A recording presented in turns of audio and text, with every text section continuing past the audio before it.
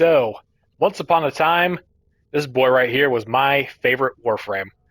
And that kind of went to the wayside for a little while once Styanax came along and I started having a lot of fun with him. But with some of the recent mods we've received that apply to melee weapons that we can use on exalted weapons, I don't know. Baruuk might be back to the top of the list for me, and if not, he is easily second place for favorite Warframes. So this is the funny monk Warframe that runs around and punches everybody in the face, and he's really good at it. He's probably the best face puncher that you can get, except maybe Atlas, depending on your personal preference. So, what the hell does Baruuk do? We got his passive that feeds into his 4. This is the thing that you probably all know, what some people don't like. He has a meter for restraint that starts off full. Your first 3 abilities will drain that as they are used on enemies, and then that is what powers your exalted weapon. One thing that people don't usually talk about, even when they are trying to hate on the restraint mechanic that Baruuk has, is that his 4 is entirely powered by restraint and has 0 energy cost. So it's a really nice thing to have. And the other part of the passive that everybody tends to ignore is that as your restraint goes down, you gain more DR. Baruuk has 3 separate sources of DR in his kit, and people usually only think of the one. The one that everyone thinks of on Desolate Hands is absolutely the most important because it's the largest, but having more DR on top of that is always a good thing. Normally, his 1 is Elude, but I've opted to ignore that because Elude only works if you're not attacking, and it has an angle to it that is affected by range. So unless you have complete 360-degree coverage, you can still get shot in the back by enemies even when you're not attacking. So Elude is a questionable ability at best. And I know that the augment for it is good for melee, but it's not as good as the stuff we're doing. I'm just going to be straight with you. So I've elected to just drop Elude and throw on Nourish because we're running negative efficiency, which all fantastic, powerful Warframe builds do, of course. So we get better energy economy and get some more damage on our 4. It's always a good thing. If you don't want Nourish or don't have it, you could go with Roar. You could do really, really funny stuff with Wrathful Advance, but this feels the most comfortable on Baruuk. So you'll find as we go through this, there's going to be multiple places throughout this build where you can drop things and still have fantastic outcome with Baruuk. He is insanely powerful. I don't know if there's such a thing as too powerful in Warframe anymore. I think we're still trying to find it. Now, Baruuk's second ability is the one that I think is the most effective for getting rid of restraint. Lull hits enemies quickly within a radius, in this case 43 meters, and we'll start putting them to sleep. It does not instantly put them to sleep. It takes the duration down there of 5.75 seconds to put them to sleep, but the nice thing about this is that as soon as the enemies are hit by the initial cast of Lull, each enemy removes restraint. You do not have to wait for them to go to sleep, which is great because otherwise it would take too damn long, and at that point you probably would be better off with using Elude. But since Lull works quickly, this is probably the fastest way to get rid of restraint. Desolate Hands is primarily used on Baruuk for damage resistance. Each dagger that surrounds you when you activate it will give you 10% DR up to a maximum of 90. You can have more than 9 daggers at a time, it's just that your DR won't go above 90%. Each dagger will launch out towards an enemy if they get within the range of the ability to disarm them, and each disarmed enemy also removes restraint. This is slower than both of the other ones because there is a cooldown on when daggers will launch towards enemies within your range. It's basically 1 dagger per second, and only 1 dagger will launch at a time, so that way you can actually keep daggers around you for the damage resistance, which is great. We kind of want that. Since we're not using Elude to evade attacks, we need the damage resistance. So it's not the fastest way to get rid of restraint, but it's good for DR, and you get some restraint removal for that as well. And then once you have any amount of restraint removed, you can activate Serene Storm and use your Desert Wind Punchy Fist to beat everybody up. The stats on here don't look very crazy, but that's because this is just base stats. Things go crazy because this is an exalted weapon that we can mod and do all sorts of fun stuff with.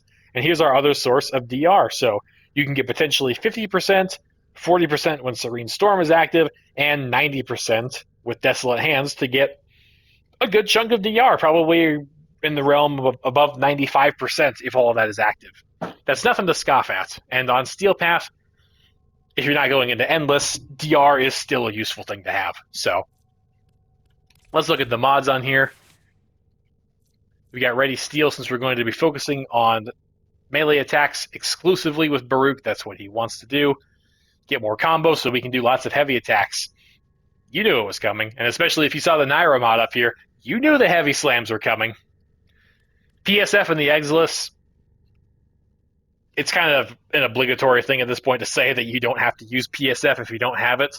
But honestly, let's be real, the people who think that PSF isn't worth using are the people who don't have it. PSF just feels so goddamn good. And we're going to counter both of the things that you can potentially get defeated by with Baruuk, being knockdowns and status effects, with this and some other mods later on. So stick around for the fun stuff.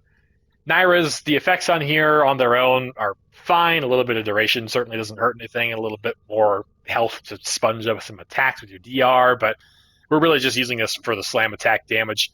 Pretty sure, as far as anybody can tell, that the increased damage here is a final damage increase like Bane mods work. So basically whatever your total damage is from your weapon is then increased by 200% if you're using 2 of the 3 set mods, which is just silly for slam attacks. Primed Flow, not because we need a huge energy pool, but because you probably saw earlier, I have some purple shards on here, so we need max energy above 500. Blind Rage and Precision Intensify.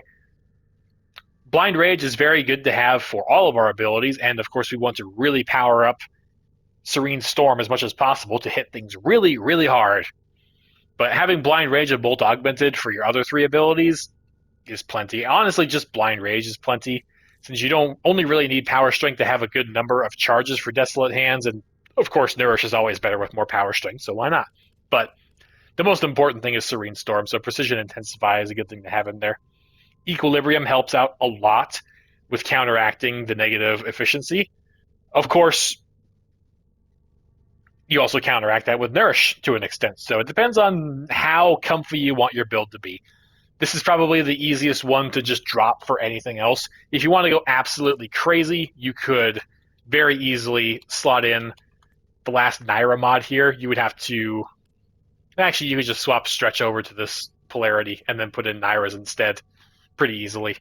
It's a smaller mod than Equilibrium. If you want to have just the silliest damage possible and you're not very worried about your energy economy, it's absolutely an option. Stretch and Augur Reach for some range. This is mostly to use for lull. Range does not affect Serene Storm. It does affect Desolate Hands. It would actually be nice to have lower range for this so you can keep your daggers for longer and have your DR active for more time, but we need to hit enemies with lull to remove restraint quickly, so we want a decent amount of range for that. And the Reactive Storm is just powering up our Serene Storm even more. More status chance is, of course, fantastic. And this also makes it so that your weapon automatically changes its damage type to match enemy weaknesses. So for the 95% of Warframe players who don't use Bane mods, myself included, there you go. Use Baruuk and you don't have to worry about it. You just adapt your damage, which isn't the same as using a Bane mod, I know, but not having to change damage types and change Bane mods is basically the same thing that we're achieving here. Multi-augmented for more power strength. We're using a melee weapon, so we want Arcane Fury to power that up even more. We'll talk about the Desert Wind first real quick. We're mostly focusing on slam attacks in this case, hence the 6-digit slam damage number over on the side. But you can still absolutely use this with the just standard light attacks that Serene Storm can do. If you're thinking about using Condition Overload on here instead of Primed Pressure Point, just keep in mind that the ranged waves that Serene Storm throws out do not benefit from Condition Overload. Only direct hits do. So you can technically utilize Condition Overload with the waves to prime enemies with status effects and then slam them to get more damage from Condition Overload. But if you're stacking up the damage like we are here with all of these mods and damage mods on our weapon, This isn't necessary. You're going to hit enemies twice with your ranged waves, and they're just going to die, and you would have been better off using Prime Pressure Point in the first place. Otherwise, since we have to utilize an Exalted weapon, we can't use Blood Rush. We're going to use Sack Steel instead. That's not particularly bad. I mean, we're looking at 160% over here, and that's going to go up even higher for heavy attacks, which is what we want to do. Organ Shatter for crit damage, of course. Galvanized Reflex to get our combo count up higher, which of course benefits greatly all heavy attacks. Seismic Wave for slam damage, more heavy damage from Killing Blow, which does apply to heavy slams. And then we're modding for gas damage over here. This is twofold to increase the damage of our weapon overall, but it's also because, unfortunately, Reactive Storm, if it adapts to a damage type that is just a single primary element, like fire or electricity, if you have just a single element on Desert Wind as well, it will combine with that. This isn't intentional. I don't know when it's going to be fixed or if it's going to be fixed, but the easiest thing to do here if you want to maximize your damage is to throw on a dual element, a secondary. So we've got Prime Fever Strike and Volcanic Edge to make gas damage. Not because it's the best option for dealing damage to enemies as far as elemental weaknesses go, but if anything has the audacity to survive a slam attack from you, they're probably going to be surrounded by several gas statuses that are just going to deal massive damage over time to them. So this way you can completely benefit from the Reactive Storm augment, getting all of the elements that you want, and you can also apply some huge damage over time. But if you want to use something else, if you want to use any other secondary element, do Radiation, do Viral if you don't want to utilize Nourish on your Warframe, you can do whatever element you want here. It's just ideal to use Primed Fever Strike because the overall damage bonuses you get from your elements are going to buff up things like, your heavy slam damage. So we kind of want that. Now, we're not done yet. We've got more to cover. We've got a stat stick over here with the Skoliak. Two reasons for that. Mostly it's because if you're using the Naira's Contempt mod and you don't want to put another Naira's mod on your Warframe, this one has to be applied to a whip. I'm also using the Skoliak, not because it's a bad weapon, I just haven't used the Skoliak in a really long time, and I needed a whip for a stat stick, so that's what it did. The only things that you really need on here are the Naira's mod, but the Gladiator mods are also really, really nice.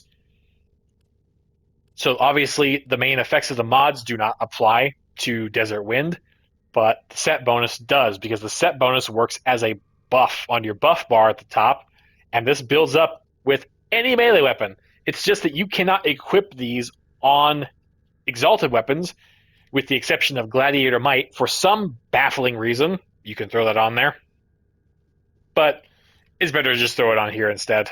You can use all three of the melee Gladiator mods to get additional crit chance per combo multiplier, which is going to go all the way up to 6 with the mods that we are utilizing. So you're getting a decent chunk of additional crit chance to get more consistent red crits by doing this. Now, this isn't necessary, but if you're going to stat stick it up, you can go with the Grimoire as well as this and utilize 2 of the 3 Karnas mods. Again, for the set bonuses, getting reduced enemy accuracy to your Warframe is nice, but altogether not really necessary. It's getting the status immunity for 4 seconds, which is super nice, and this is getting kills with heavy attacks.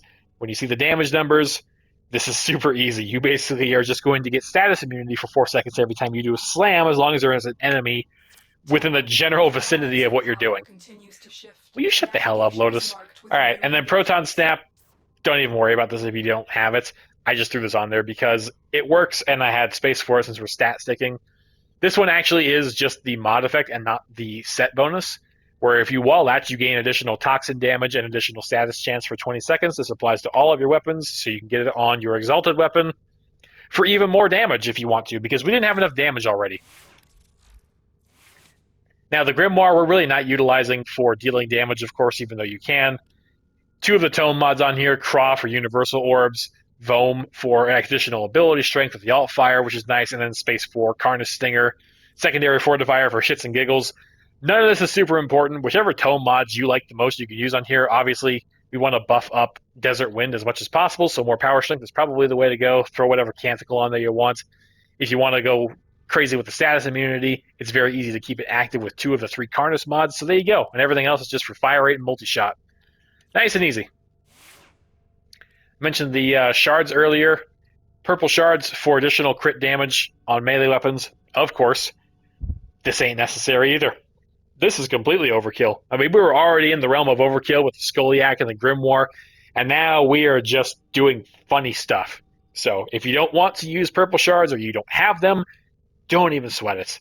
This is totally overkill. If you want to just do the simple thing of powering up, piling on more power strength with red shards, go right ahead. If you want to do some other things to make it more comfy, like throwing in casting speed so you can just really spam your first, second, and third abilities, that's totally fine.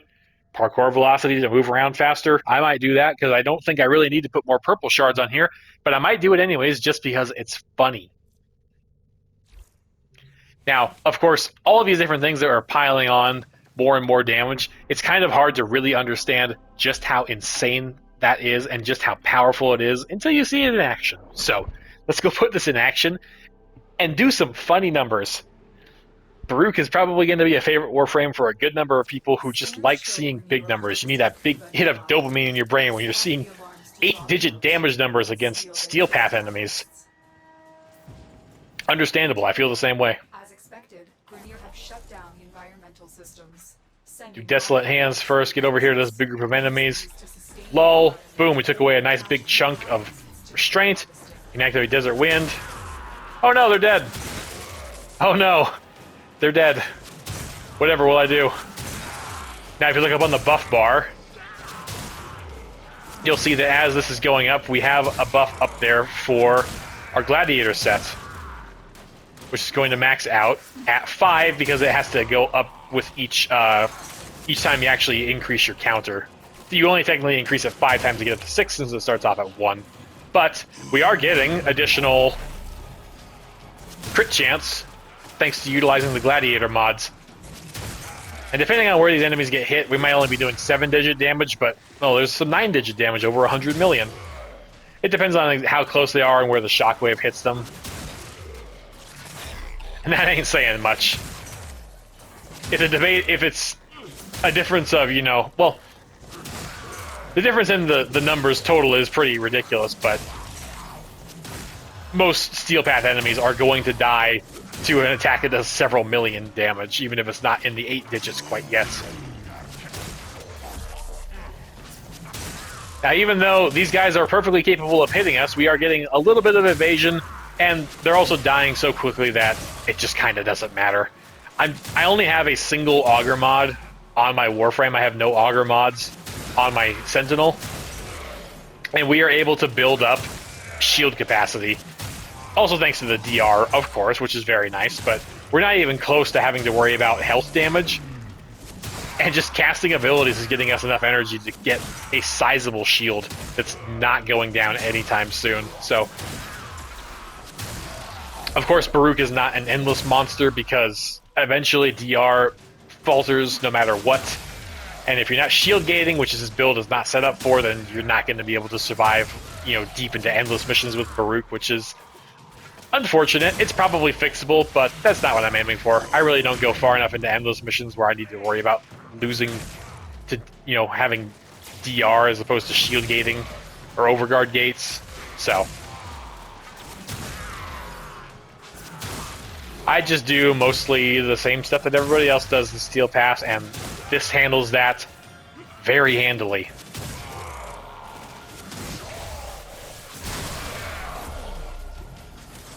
You can actually utilize your regular slams, not that there's really any reason to, but you can. And then as far as the ranged attacks go, well, they're still very good. Even though we were not really modding for those, we could make this setup better for just the typical ranged wave attacks that are often used on Baruuk, but the fact that they're able to do this much damage in the first place is pretty damn nice. And of course, this is the case that you could make for utilizing Condition Overload, which would actually probably be a better option if you were looking for, if you're looking to fill in gaps in some of the strength that you otherwise are missing on this build, if you don't have all the mods that I showed you. I don't tend to do this that much, though, since we're using the Karnus mods. We want to keep heavy attacking to keep up that status immunity, but I feel it's worth showing just how powerful Baruuk is, that you can just knock over Steel Path enemies like bowling pins. with your wave attacks very easily, but the fun is in the silly numbers. And by the way, these numbers only get more and more silly if you're fighting enemies without armor. Fighting the tech rot in the new 1999 content, you're going to be getting 8-digit numbers consistently, and occasionally going up to 9-digit numbers. Because of course you would. Without armor, why wouldn't you?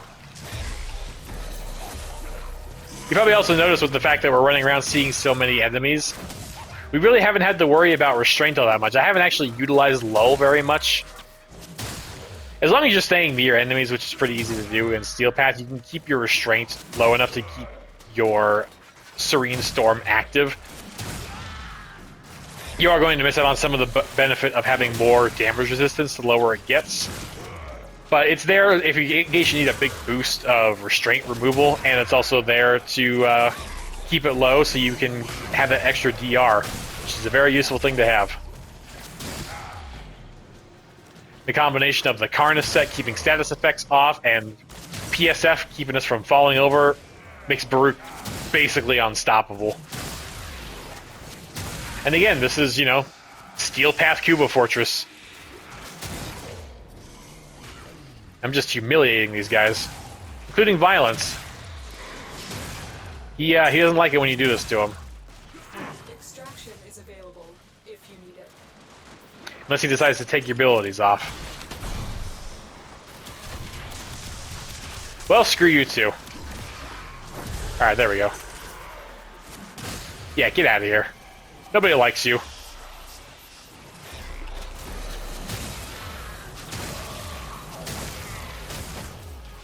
So yeah, that's how Baruuk just bulldozes his way through anyone that has the audacity to get in front of him.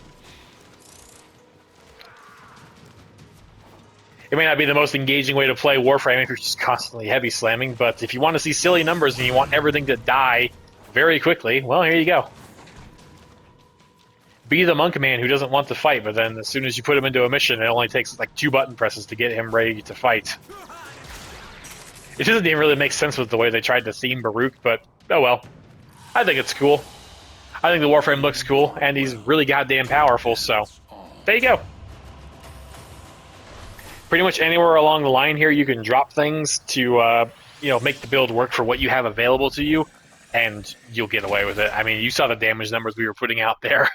If you were to just, you know, maybe throw in 1 purple shard, only use the Skoliak with the Naira's mod and Gladiator mods. Hell, even if you don't have all the Gladiator mods, you're going to make this work very easily because Baruuk is just that powerful. It's very silly. It's very fun. If you want to have fun seeing lots of giant numbers, then this is the way to go. And since I forgot to earlier, well, guess what? I actually stopped slacking on some of my companions, and I have some good ones. So I was definitely getting buffed up by Death Cube during that mission, but hey, if you want to make sure you never have to worry about energy, well, there you go. Death Cube and a Tazakor for the win. Throw in Equilibrium, and you're unstoppable. So it might actually be better in my case to swap out Nourish for Roar, but yeah, I don't know. It's whatever you want to do. There's a lot of flexibility here. This is just trying to find ways to make this build as powerful as possible. So have fun. Use this as a guide. Fit things in where you can. You're still going to end up with a super powerful Baruuk, even if you can't do absolutely everything here. So have fun punching people.